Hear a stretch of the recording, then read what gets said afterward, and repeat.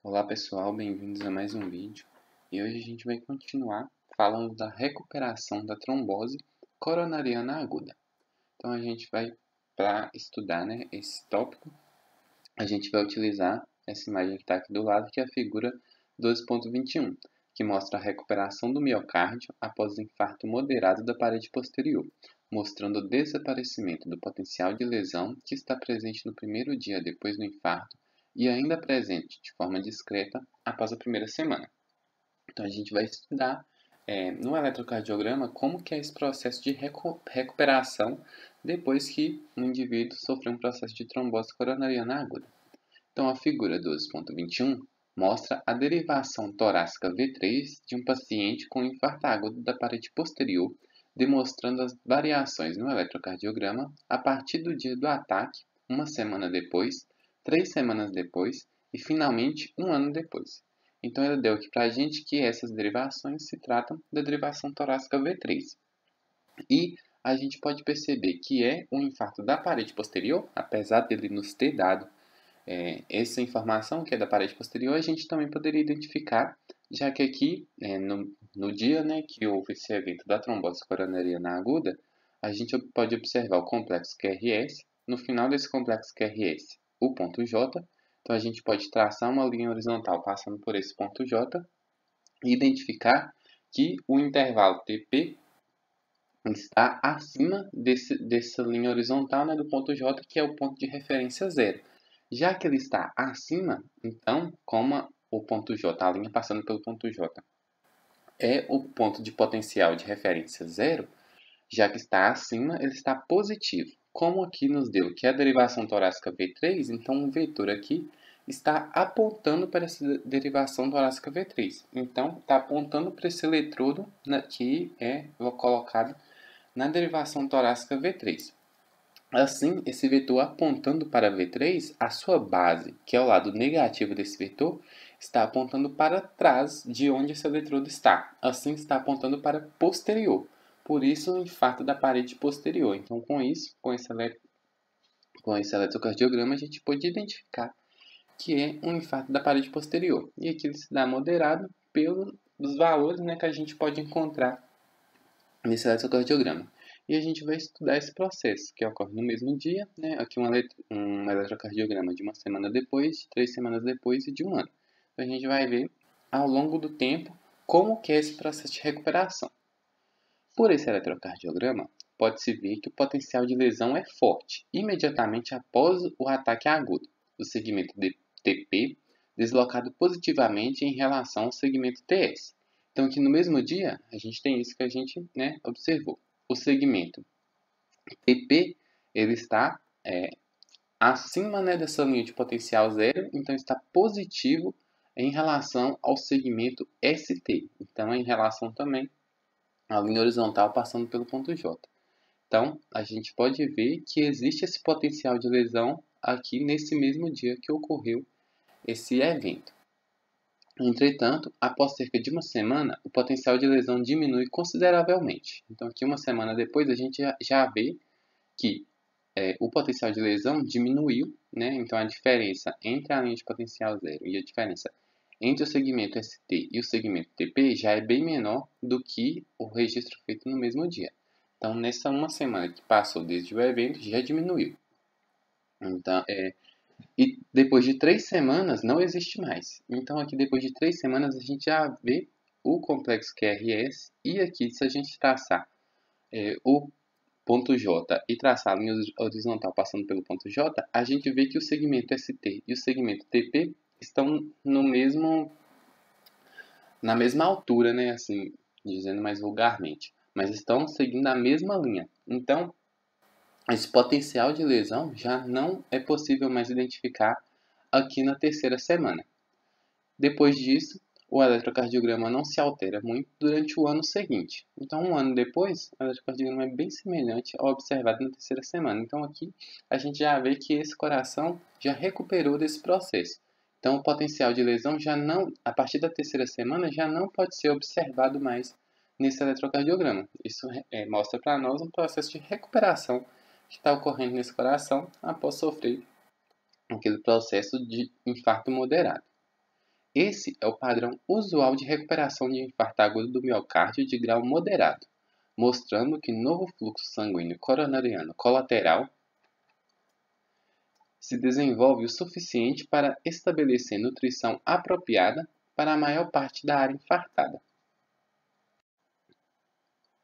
E facilmente a gente identifica isso pelo eletrocardiograma. Então, no primeiro dia a gente observa o potencial de lesão, uma semana depois a gente vê também, 3 semanas depois e um ano depois a gente já não observa mais esse potencial de lesão.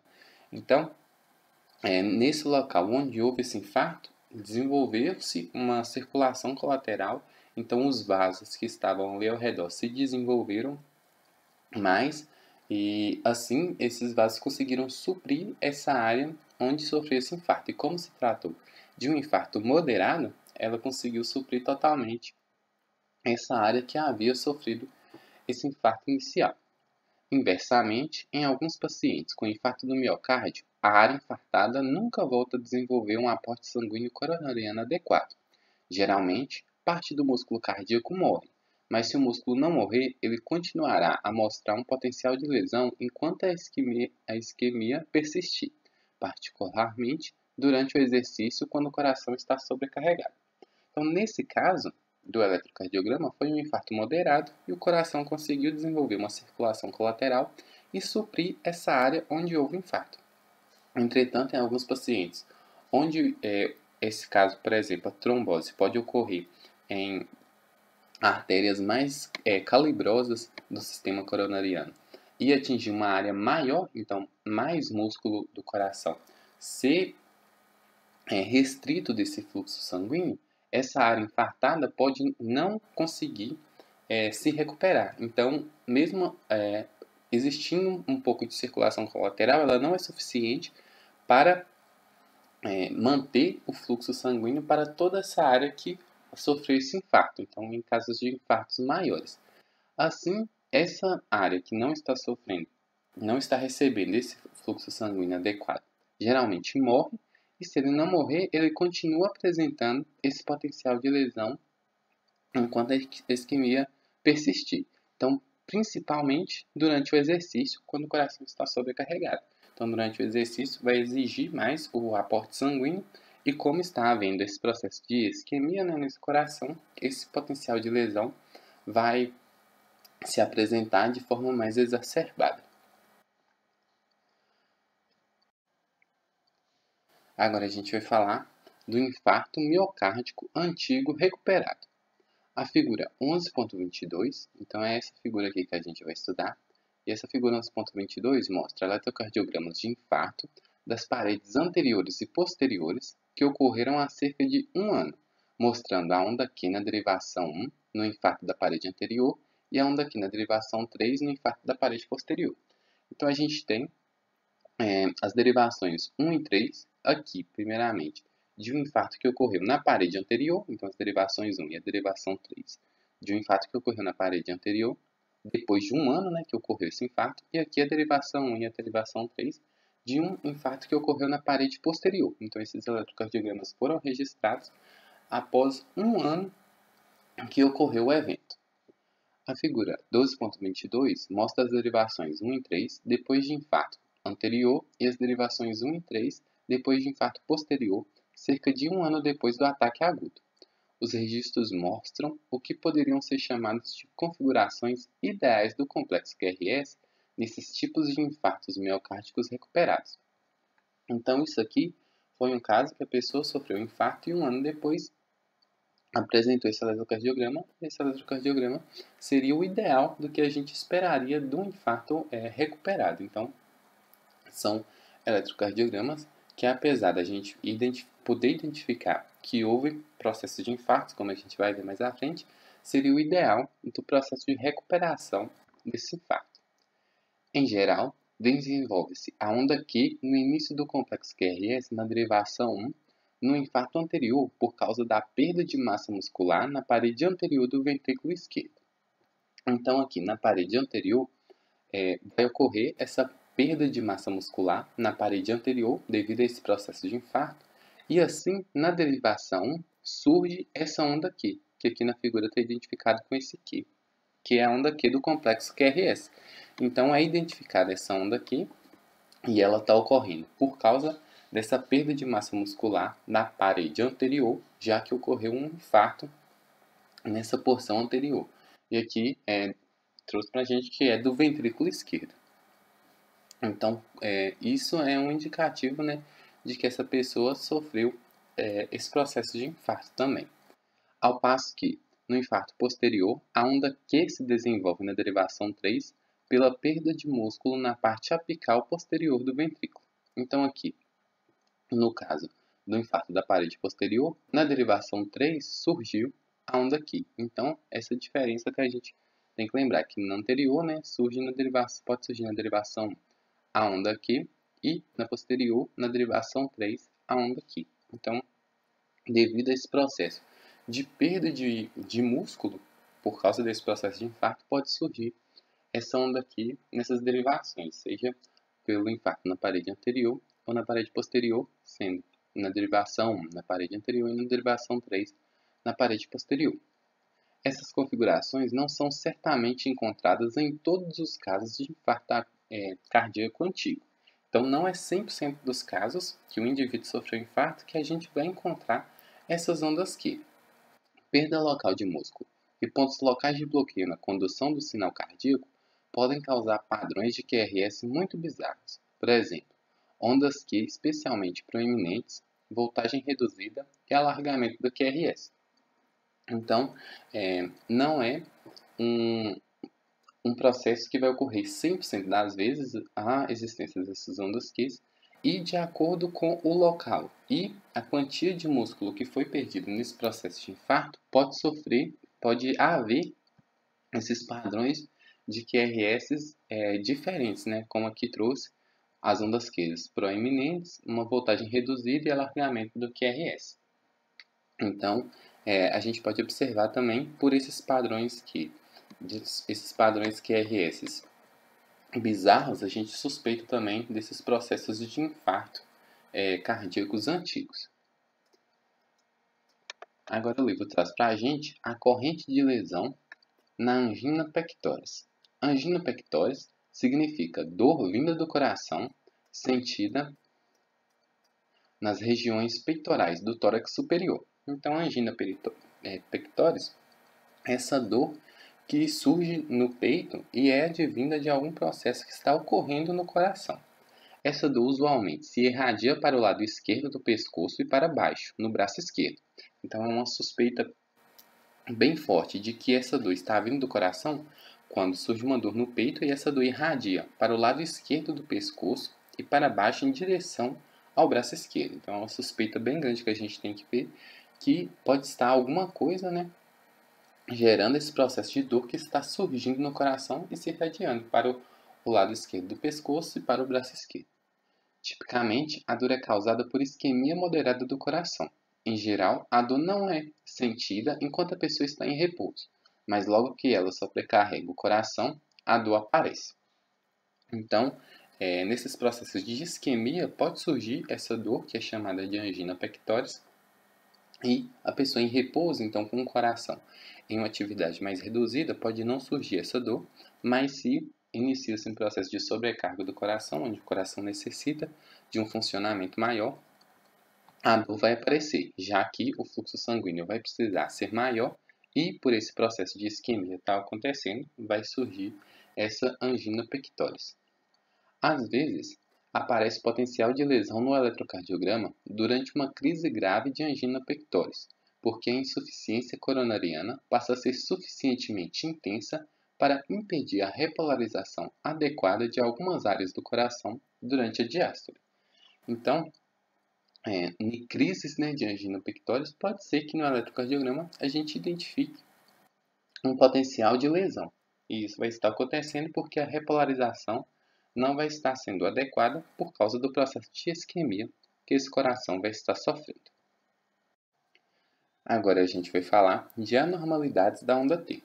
Antes, nesse capítulo, foi apontado que a onda T é normalmente positiva em todas as derivações bipolares padrão dos membros e que isso é causado pela repolarização do ápice e das superfícies externas dos ventrículos antes das superfícies intraventriculares.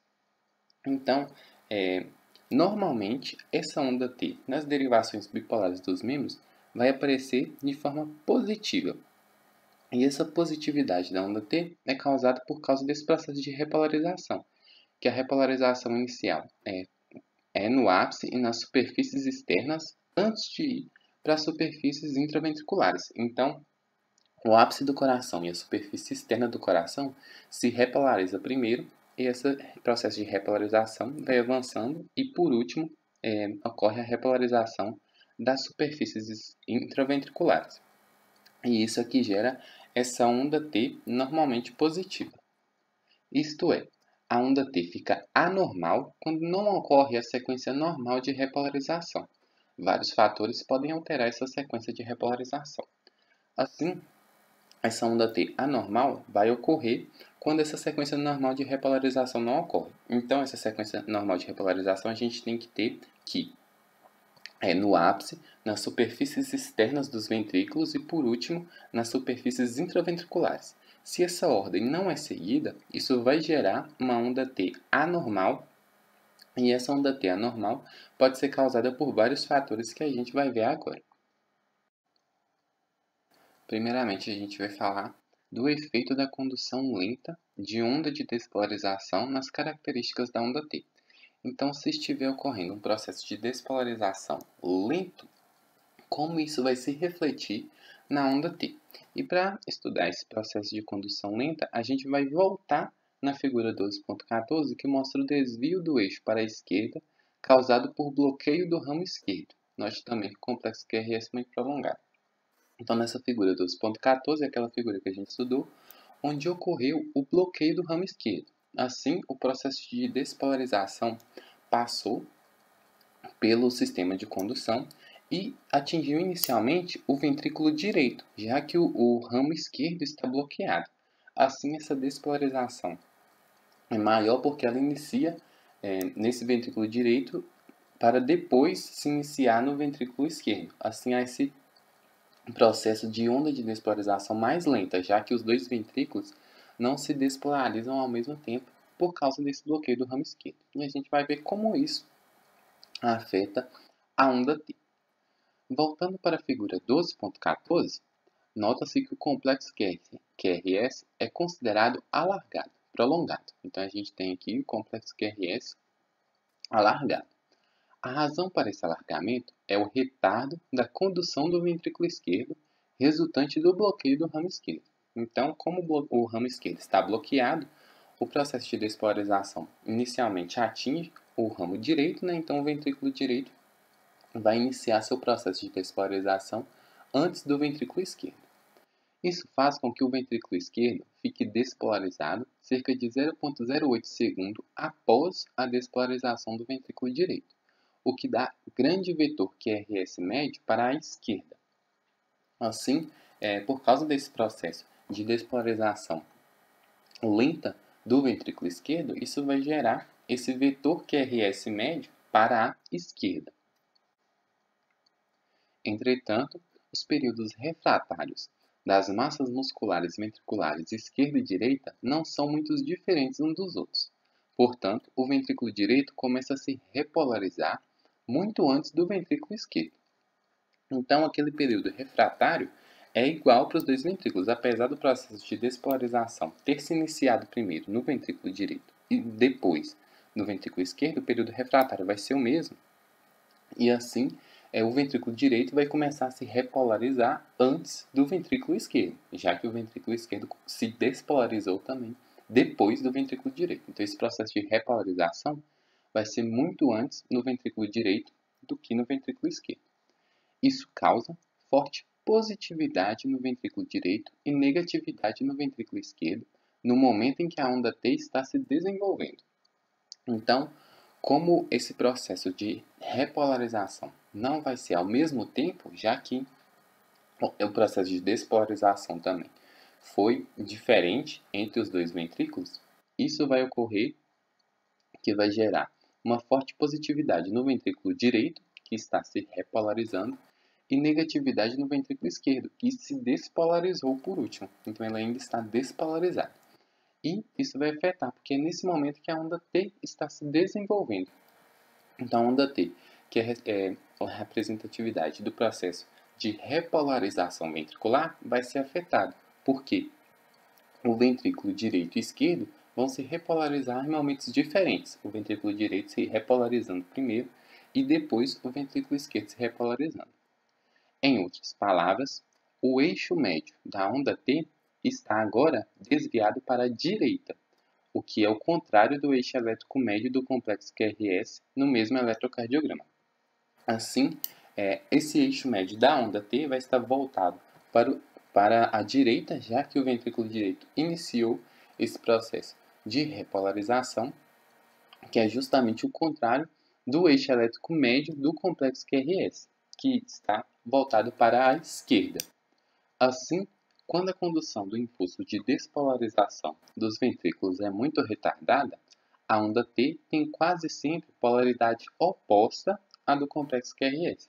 Então aqui a gente pode observar que o complexo QRS está bem negativo e a onda T aqui está positiva, e nesse caso o complexo QRS está bem positivo e a onda T aqui está mais negativa. Então essa polaridade oposta que surge por conta desse processo, dessa onda lenta de despolarização entre os ventrículos direito e o ventrículo esquerdo. E isso afeta essa onda T. Vamos falar agora da despolarização encurtada em porções do músculo ventricular como causa da anormalidade da onda T.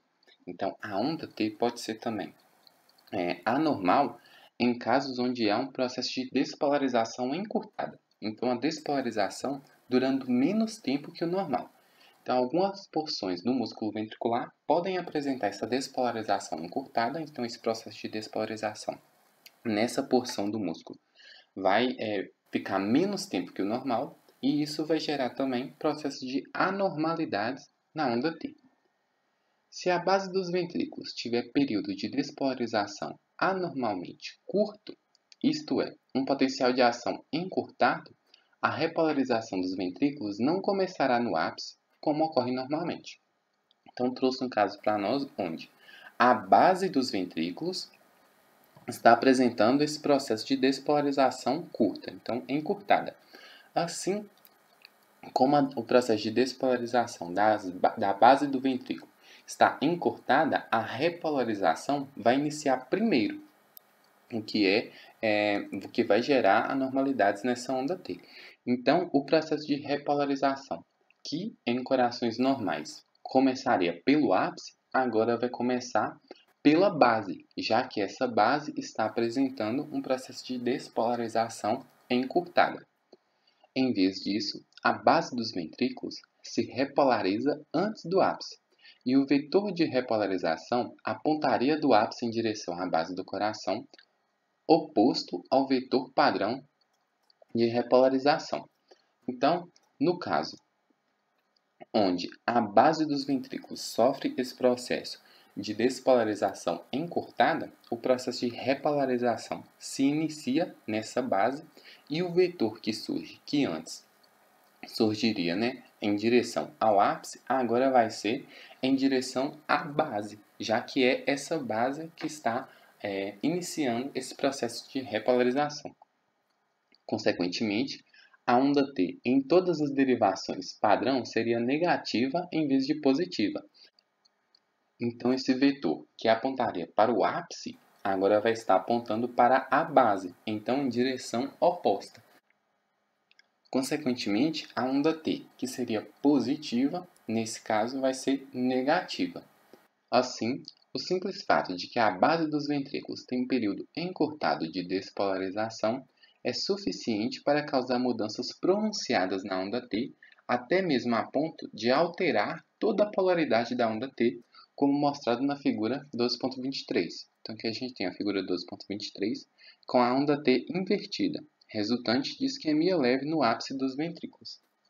Então, trouxe um caso para a gente onde ocorre essa onda T invertida. Então, no caso também, onde ocorre essa despolarização encurtada da base dos ventrículos, o vetor vai se alterar, já que a repolarização vai se iniciar agora na base dos ventrículos e vai gerar essa onda T invertida, que é essa onda T negativa. Então, aqui a gente pode observar no eletrocardiograma as ondas T negativas, o que normalmente seriam positivas. Então, ela está sendo negativa por causa desse vetor alterado.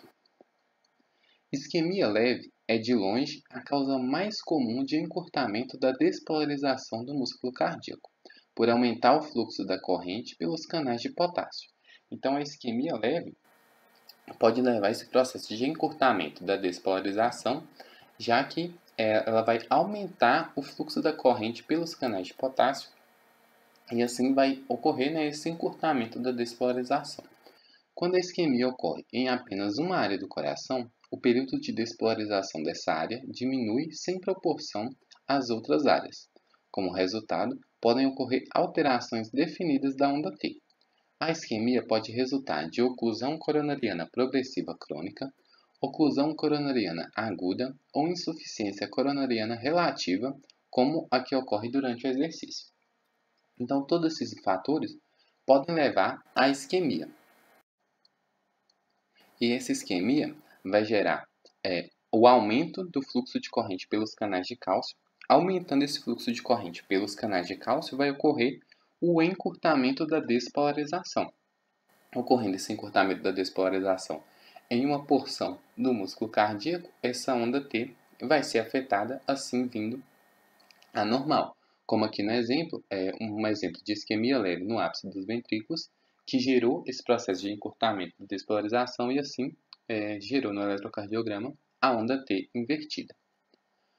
Modo de detectar insuficiência coronariana leve é fazer o paciente se exercitar e registrar o eletrocardiograma, reparando quando ocorrem alterações da onda T.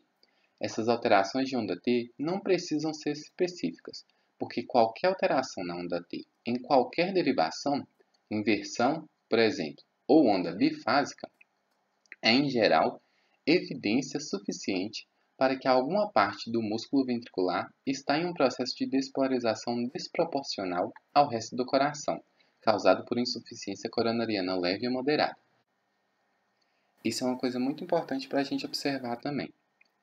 Portanto, alterações da onda T não precisam ser específicas, porque se ocorre alteração em qualquer derivação, ocorrendo, por exemplo, a inversão da onda T ou a onda bifásica na onda T, já é suficiente para a gente suspeitar de que está ocorrendo um período de despolarização desproporcional, e isso pode estar sendo causado por insuficiência coronariana leve ou moderada, e assim a gente suspeita já de uma anormalidade nesse coração. Portanto, a gente tem que ficar muito atento a essa onda T.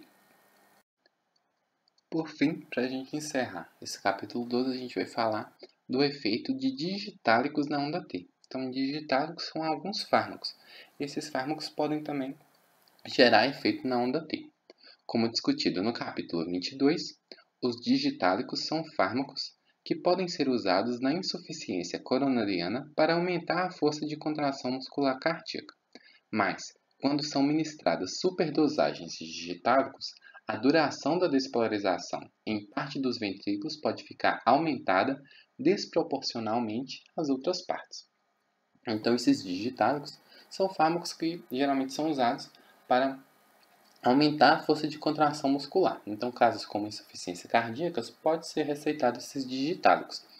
Entretanto, em casos de superdosagem, isso pode gerar um processo de despolarização desproporcional, e isso vai gerar resultados também na onda T.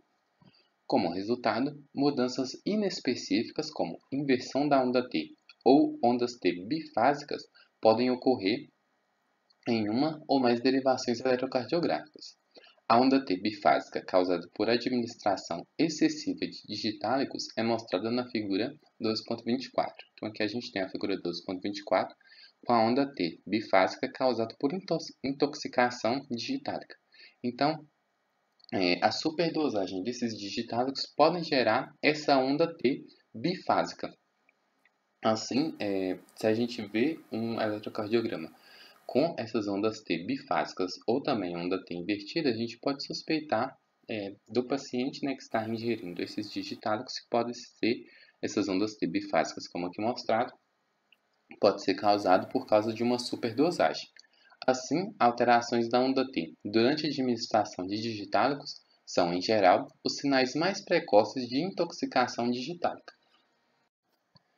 Então, a gente encontrando um paciente que faz a ingestão de algum fármaco digitálico e apresenta no eletrocardiograma alguma alteração da onda T, como a onda T invertida, ou aqui trago a onda T bifásica, a gente pode suspeitar de casos de intoxicação digitálica. E assim a gente encerra esse capítulo 12, que foi um capítulo bem grande, mas de muito conhecimento para a gente.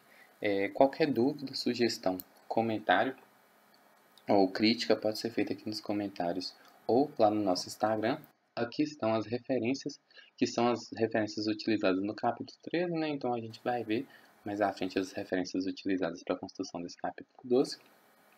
E quem quiser qualquer dúvida sobre o assunto pode entrar em contato que a gente vai fazer o que tiver no nosso alcance para a gente conseguir desmistificar todo esse processo do eletrocardiograma e tudo que envolve isso. Assim, eu me coloco à disposição para quem quiser conversar sobre o assunto. E muito obrigado por terem acompanhado esse capítulo até aqui. Muito obrigado quem assistiu todos os vídeos. E até o próximo vídeo com mais um capítulo que a gente vai fazer a nossa leitura e discussão. Muito obrigado.